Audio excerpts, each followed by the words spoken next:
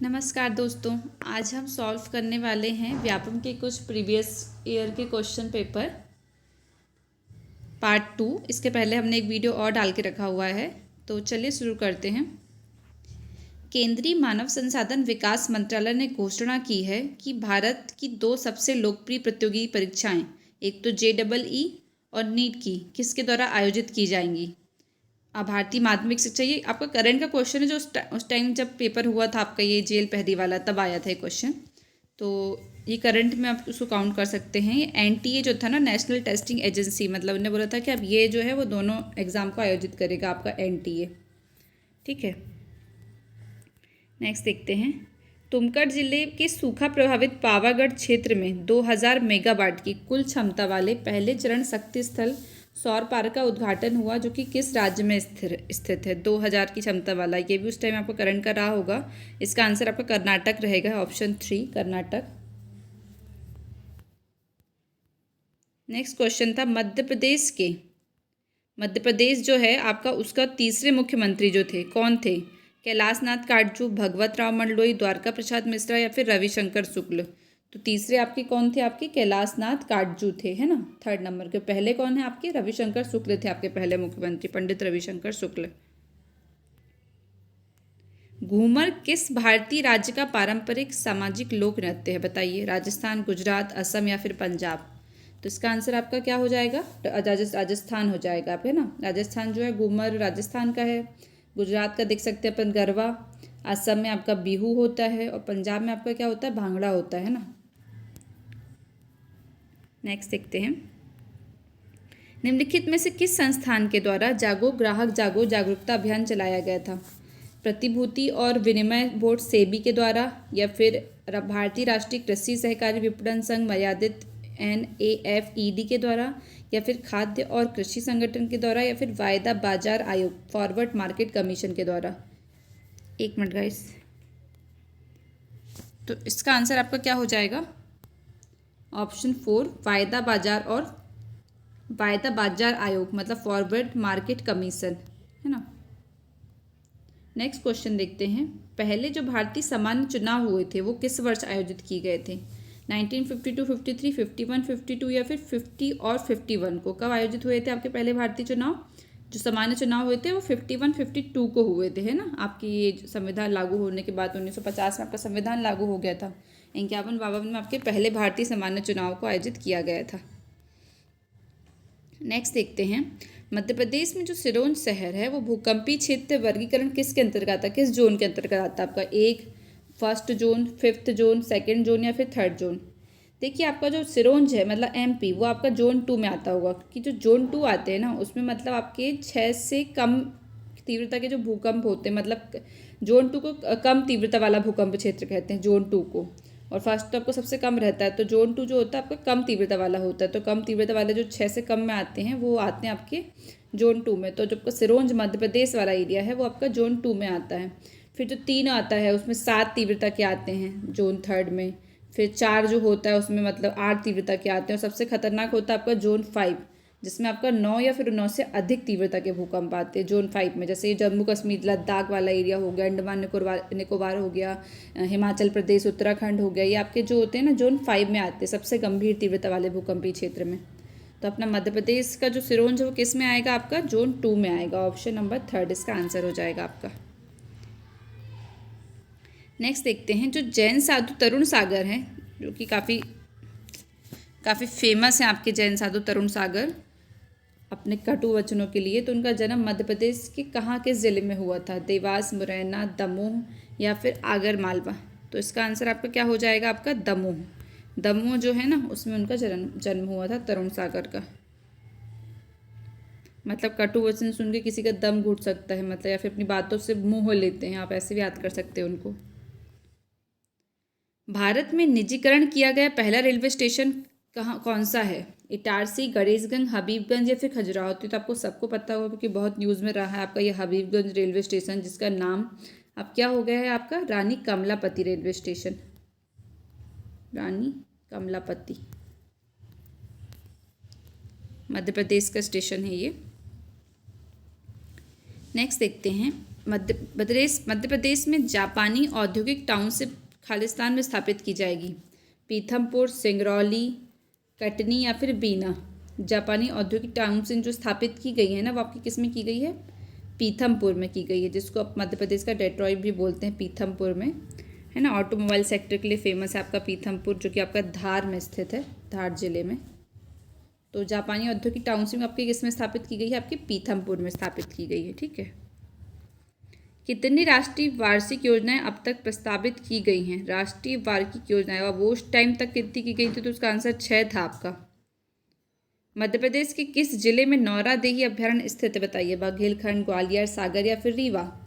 तो नौरादेही आपका कहाँ पर आता है? नौरादेही आपका सागर में आता है ना, सागर जिले में नौरादेही अभ्यारण्य आता है आपका। देखो, आपका अभ्यारण्य की लिस्ट भी आप याद कर लीजिएगा, आपके आगे जो एग्ज़ाम आने वाले हैं पटवारी वगैरह के, और उसके लिए अभ्यारण्य की और राष्ट्रीय उद्यान की लिस्ट आप याद कर लीजिएगा। इसका वीडियो भी एक बना दूंगी मैं आपको ट्रिक के द्वारा, अभ्यारण्य और राष्ट्रीय उद्यान याद करवाने के लिए, क्योंकि उससे एक नया क्वेश्चन तो आता ही आता है आपका एग्जाम में। तो इसका आंसर क्या हो जाएगा? आपका सागर हो जाएगा। जनवरी 2018 में फ्रेंड्स ऑफ एमपी समिट कहाँ आयोजित किया गया था? उस टाइम में तो आपको इंदौर में किया गया था। अभी ग्लोबल इन्वेस्टर समिट पूछ सकते हैं, जैसे अभी इस टाइम पूछा था 18 में, तो अभी इस साल पूछ सकते हैं भाई कि ग्लोबल इन्वेस्टर समिट कहाँ आयोजित की गई थी आपके इस साल? तो कहाँ की गई थी आपकी? इंदौर में की गई थी ना, इंदौर में। आप उसकी थीम वगैरह भी देख लीजिएगा। रानी अहिल्याबाई होलकर द्वारा जो संरक्षित रेशम और सूती धागे के साथ जो बुने हुए कपड़े थे, उसका नाम बताइए क्या है? मतलब जो उन्होंने संरक्षित किया, तो आपको पता है कि ये रानी अहिल्याबाई होलकर जो था आपका महेश्वर में शासन था आपका, तो कौन सा हो जाएगा आपका? महेश्वरी साड़ी हो जाएगा ना, वो महेश्वरी साड़ी। मध्य प्रदेश के 2018 के वार्षिक स्वास्थ्य सर्वेक्षण में दूसरे स्थान पर किस शहर का नाम था आपका? तो वो फर्स्ट में आपका इंदौर और भोपाल आया था, और इस बार आपको फर्स्ट में कौन सा आया है? इस बार के सर्वेक्षण में मध्य प्रदेश का इंदौर आया है ना फर्स्ट में। पंडित रविशंकर, देखो फर्स्ट तो पता सबको याद होता है, तो उसने सेकंड पूछ लिया था 2018 का, क्योंकि फर्स्ट तो सबको पता, सेकंड मान लो किसी को याद ना हो तो थोड़ा टफ क्वेश्चन ही बन जाता है। तो इस बार भी आप सेकंड किसका है वो रैंक देख लीजिएगा। वैसे एमपी का, जैसे अगर एमपी का होता है, एमपी में इंदौर के अलावा कौन से शहर आए हैं मतलब जिनकी रैंक लगी, तो आप उसकी लिस्ट देख सकते हैं इस हिसाब से आप। पंडित शिव कुमार शर्मा जो हैं वो किस शास्त्रीय संगीत वाद्य यंत्र के उस्ताद हैं, जो कि मध्य प्रदेश के हैं? तो संतूर। शिव कुमार शर्मा जो थे संतूर के वाद्य यंत्र के उस्ताद थे, है ना। नेक्स्ट देखते हैं, निम्नलिखित में से कौन मध्य प्रदेश का राजकीय पक्षी है? तो आपको पता होगा, एशियाई पैराडाइज फ्लाईकेचर, दूधराज, सुल्ताना बुलबुल, क्या क्या बोलते हैं इनको, 3 नाम है इसके। दूधराज कह सकते हैं, पैराडाइज फ्लाईकेचर कह सकते हैं, सुल्ताना बुलबुल कह सकते हैं। ये सब मध्य प्रदेश के राजकीय पक्षी के नाम हैं आपके। नेक्स्ट देखते हैं, मध्य प्रदेश में निम्नलिखित में से कौन सी कछुए की एकमात्र प्रजाति पाई जाती है? जियोकेलॉन एलिगेंस, कछुआ ढुगोक, निल्सोनिया हुरूम या फिर चित्रा इंडिका? तो कौन हो जाएगा उसका आंसर आपका? जियोकेलॉन एलिगेंस। ये एकमात्र प्रजाति है जो आपकी मध्य प्रदेश में मिलेगी कछुओं की।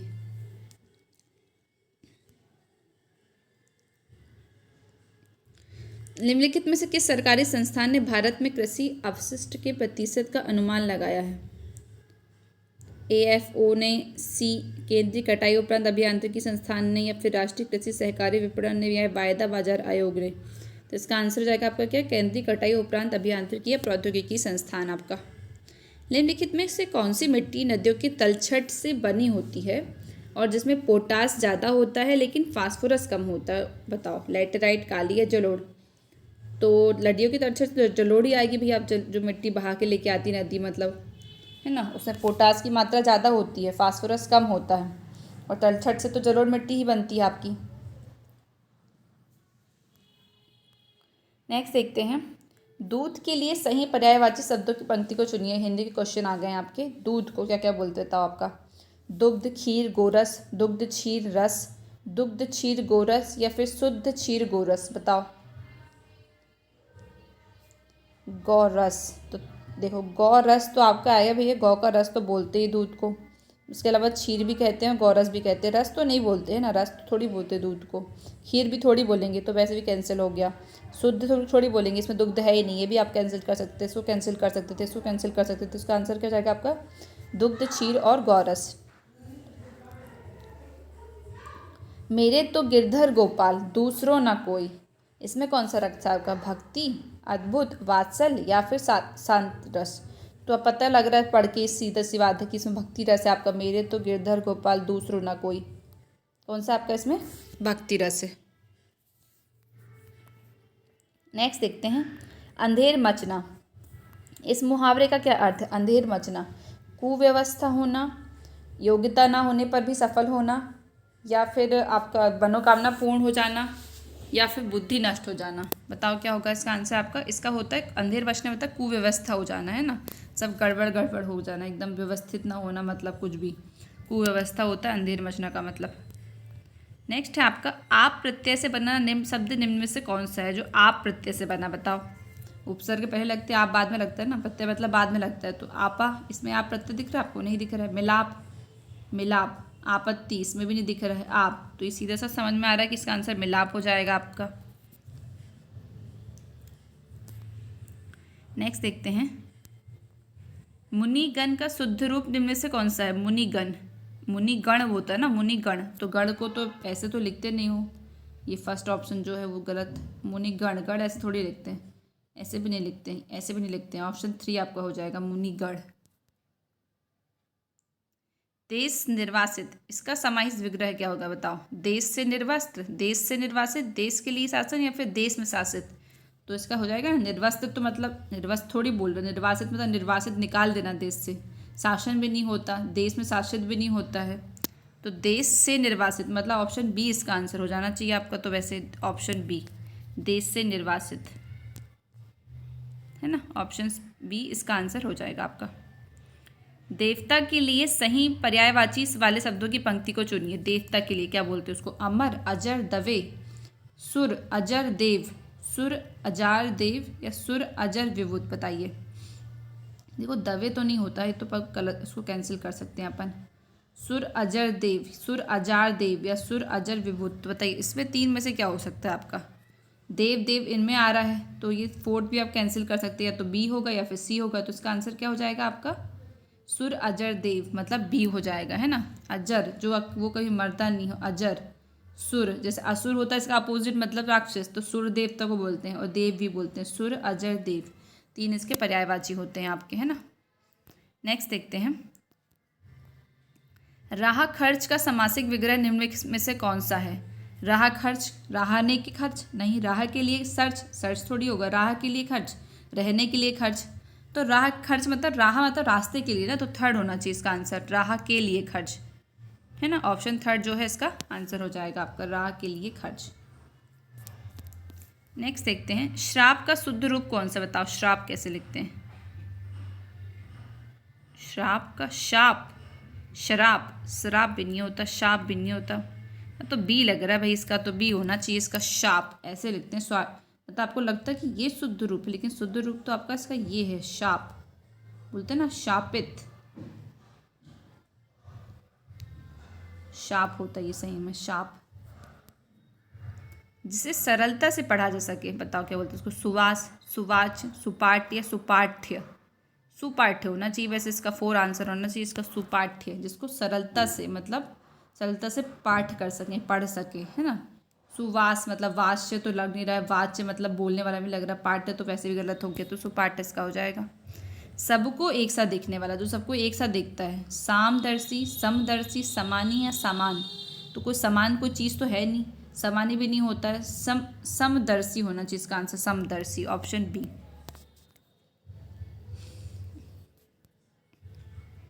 नेक्स्ट, प्रति उपसर्ग से बना शब्द कौन सा है? जो प्रति उपसर्ग से बना है, प्रतिपक्ष, तो उसमें प्रीति आ रहा है, तो प्रीति तो आपको पहले ही आप इसको कैंसिल कर सकते हो। देखो प्रीतिपक्ष कैंसिल, प्रातिपक्ष ये भी नहीं होगा, इसमें भी प्रीति आ रहा है, इसमें आ रहा है बस प्रति, तो ऑप्शन डी इसका आंसर हो जाएगा, प्रतिपक्ष। संलग्न के लिए सही संधि विकसित कीजिए। समाधन लग्न नहीं, इसमें तो आ की मात्रा है ही नहीं भाई माम में। समान धन लग्न ये भी गलत हो जाएगा। समधन लगन या फिर समधन लग्न, तो क्या होगा इसका? 4th हो जाएगा, है ना। इसका ये व्यंजन संधि समधन लग्न, माँ में आपका हलन आता है ना, और लग्न, लग्न तो ऐसा लिखा ही है आपका, तो ये लग्न हो जाएगा, लगन थोड़ी लिखा है यहाँ पे जो लगन आएगा, ये तो गलत हो गया। आप ऐसे एलिमिनेट करके आप इसका आंसर बहुत ईजिली निकाल सकते हो। नेक्स्ट देखते हैं, ऐच्छिक का निम्न में से कौन सा सही विलोम शब्द है। ऐच्छिक क्या क्या होता है, अनैच्छिक नहीं होता ना, अनैच्छिक होता है। तो ऑप्शन 3 इसका हो जाएगा आंसर, ऑप्शन 3 अनैच्छिक हो जाएगा इसका आंसर। ऐब का निम्न में से कौन सा सही विलोम शब्द है। खूबी, बखूबी, दोष या बुराई। ऐब, ऐब का क्या हो जाएगा, खूबी, है ना। ऐब का होता है विलोम शब्द खूबी। ठीक है, ऐब मतलब शायद किसी की बुराई होता है, बुराई का मतलब उल्टा होता है खूबी, मतलब किसी में कुछ होता है ना कमी, मतलब ऐब बोल सकते हो उसमें कि कोई आप में क्या ऐब है। संसार के लिए सही विच्छेद कीजिए। सम, समाधनसार नहीं, समधनसार, समधनसर, सैमधनसर। तो सीधा सा दिख रहा है आपका ऑप्शन बी। बच्चों को पता है इसका आंसर क्या हो जाएगा, ऑप्शन बी हो जाएगा, समधनसार। अभी उपसर्ग से बना शब्द कौन सा है। अभिमुख, अभिमुख, अभिमुख। तो देखिए अभी तो एक ही बस में लगा आपका, इसमें लिखा, बाकी इसमें अभी है, आभी है, आभी है, तो सिर्फ अभिमुख इसका आंसर हो जाएगा, ऑप्शन ए। नील परिधान बीच सुकुमार, खुल रहा मृदुल अधखुला अंग। खिला हो ज्यों बिजली का फूल, मेघ बन बीच गुलाबी रंग। कौन सा अलंकार लग रहा है आपको इसमें, अतिशयोक्ति लग रही है क्या, या फिर किसी का उपमा लग रहा है कि किसी की उपमा दी जा रही है, या फिर वक्रोक्ति लग रहा है, या फिर उत्प्रेक्षा लग रहा है। आपको बताइए कौन सा लग रहा है इसमें। इसमें लग रहा है कौन सा अलंकार आपका, ये उत्प्रेक्षा अलंकार, ऑप्शन 4 इसका आंसर हो जाएगा। मन पछते हैं अवसर बीते, दुर्लभ देह पाई हरिपद भजू। करम वचन अरुही ते, सहस बाहु दस बदन आदि न बचे न काल बलिते। इसमें कौन सा रस है आपका, मन पछते हैं अवसर बीते, दुर्लभ देह भाई हरिपद भजू, करम वचन अरुही ते, सरस बासु दस बदन आदि न बचे न काल बलिते। अद्भुत, शांत, विभस या फिर भयानक रस। तो इसमें कौन सा लग रहा है आपका, शांत रस इसका आंसर। ठीक है, शांत रस। हरिपद कोमल कमल से जो सबको सुख देते। अतिशयोक्ति, उपमा, वक्रोक्ति या उत्प्रेक्षा। तो इसका आंसर क्या हो जाएगा, इसमें उपमा दे रहे हैं ना, कोमल कि जो हरि के पद है मतलब पैर हैं वो किसके जैसे कोमल है, कमल जैसे, मतलब इसमें उपमा दी जा रही है, कमल जैसे कोमल है हरि के पद, तो उपमा अलंकार हो जाएगा इसमें। गाइस अगर आपको मेरा लेक्चर अच्छा लगा हो तो please like, subscribe and share. Thank you so much.